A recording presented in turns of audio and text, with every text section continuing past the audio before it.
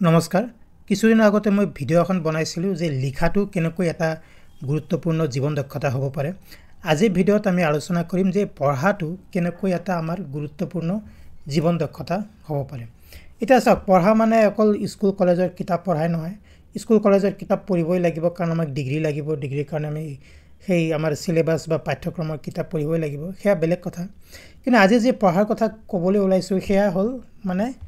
আপোনাৰ কি ইন্টাৰেস্ট বা আপোনাৰ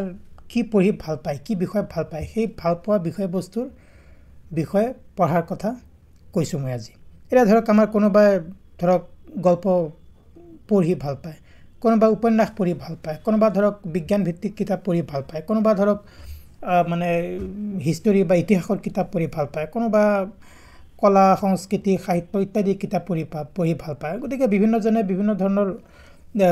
মানে কিতাপ পঢ়ি ভাল পাব পাৰে বা বিভিন্ন ধৰণৰ মানে জ্ঞান অৰ্জন কৰি ভাল পাব পাৰে কিন্তু আজিকালি দেখা গৈছে যে সোশ্যাল মিডিয়াৰ যুগত আমি ইমান মানে ফেসবুক ইউজ কৰো ইনষ্টাগ্ৰাম ইউজ কৰো ইউটিউবও আমি বহুতে দেখো তেনে ক্ষেত্ৰত মানে পঢ়াৰ অভ্যাসটো কিন্তু আমাৰ বহুতৰে নাই বা বহুতে মানে পঢ়াৰ প্ৰতি বিশেষ আগ্ৰহ নথকা হৈছে এটা মই এই বুলি কোৱা নাই যে সোশ্যাল মিডিয়াৰ পৰা আমি জ্ঞান অৰ্জন কৰিব নোৱাৰো নিশ্চয় পাৰো কিন্তু পঢ়ি যেটো জ্ঞান অৰ্জন কৰা হয় সেইখিনি জ্ঞান কিন্তু আমাৰ প্ৰায় স্থায়ী জ্ঞান আমি সেইখিনি কথা সহজে পাহৰি নাযাওঁ কিবা এটা আপুনি ভাল কথা এটা পঢ়িলে কিবা এটা ভাল জ্ঞান অৰ্জন কৰিলে সেয়া কিন্তু আমাৰ মনত দীৰ্ঘদিনলৈকে থাকে সোশ্যাল মিডিয়াত আমি ইটোৰ পিছত সিটো যদি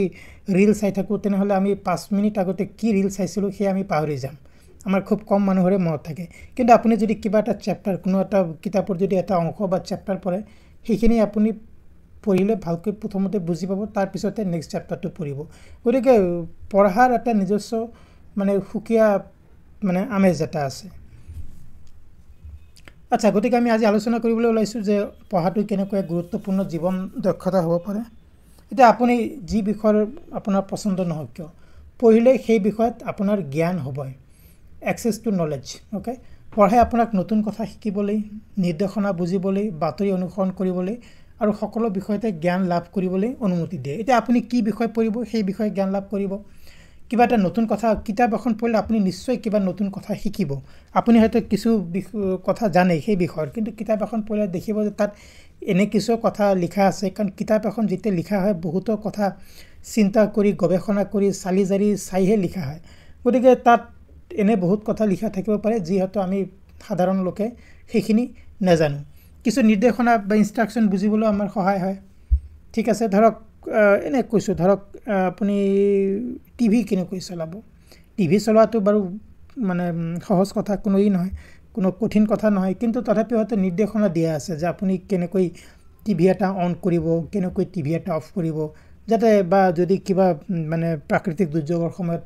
টিভি আপুনি চাবনে নাই বা ইত্যাদি বিভিন্ন ধৰণৰ কথা তেনেকুৱা কথা কৈছো বাৰু সেইবিলাক নিৰ্দেশনা কিন্তু পঢ়িলেহে আমি ভালকৈ বুজিব পাৰিম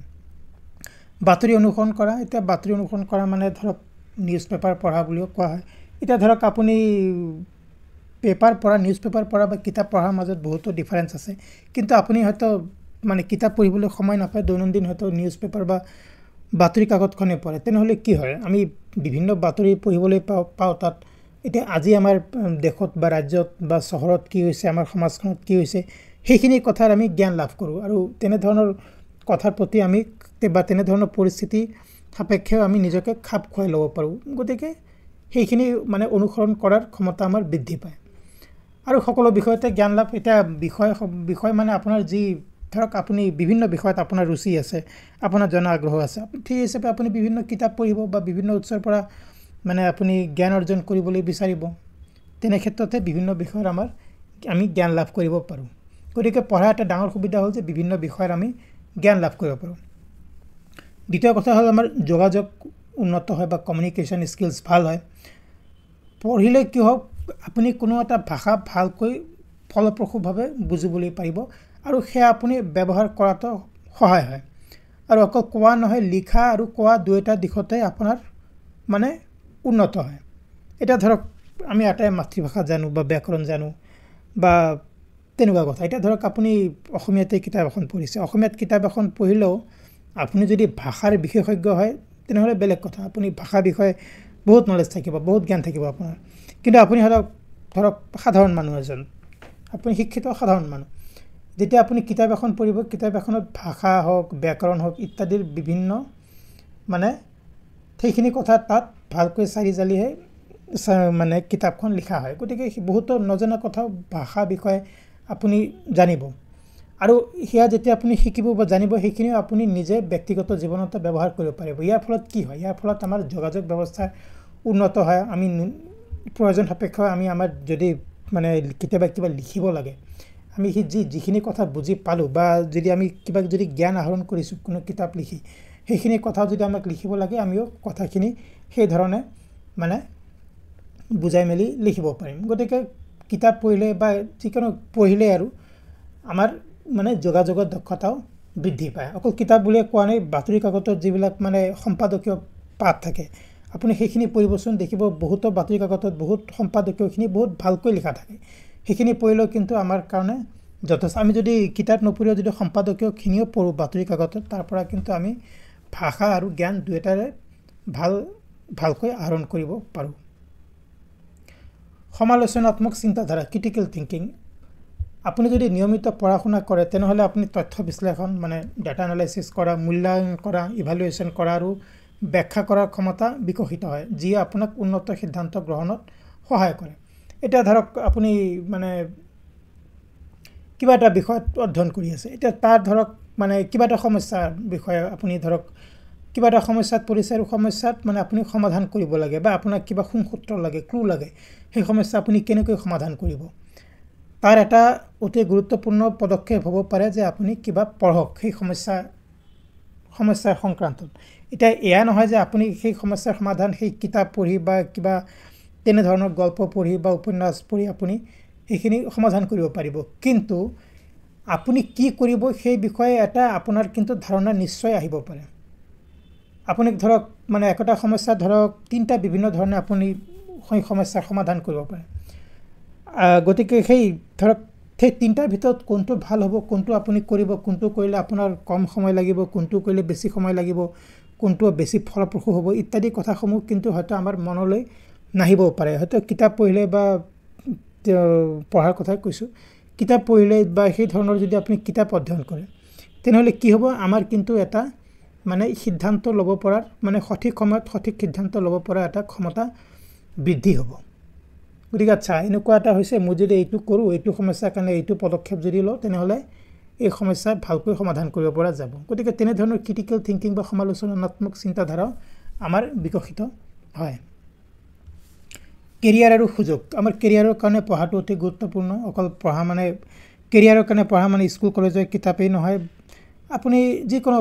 মানে অৰ্জন কৰাৰ কাৰণে আপুনি যিকোনো কিতাপ যদি ভালকৈ অধ্যয়ন কৰে, অৱশ্যে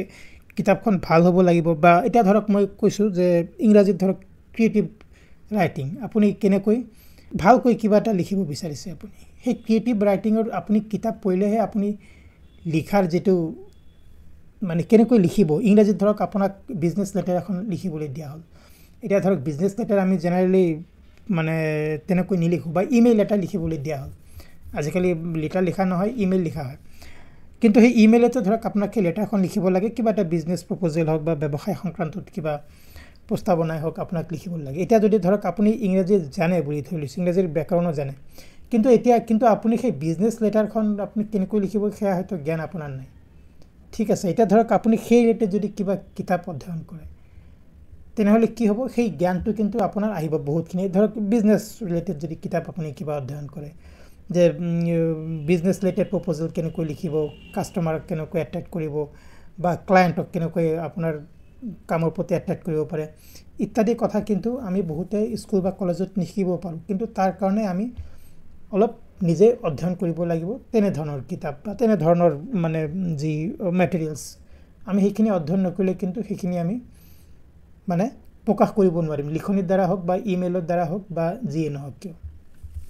আৰু আপুনি এনেধৰণৰ যিমানে ব্যৱহাৰিক জ্ঞান লাভ কৰিব, মই ব্যৱহাৰিক জ্ঞান লাভ কৰাৰ কথা কৈছোঁ, ক্ৰিয়েটিভ লাৰ্ণিং যিটো কথা ক'লোঁ,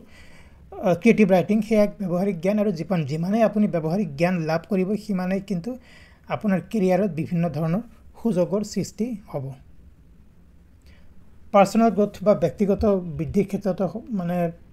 পঢ়াই আপোনাক সহায় কৰে। আপোনাক কল্পনা শক্তি সম্প্ৰসাৰিত কৰিব পাৰে, পঢ়িলে কিতাপ এখন পঢ়িলে আপুনি বিভিন্ন কাহিনী পঢ়িব বা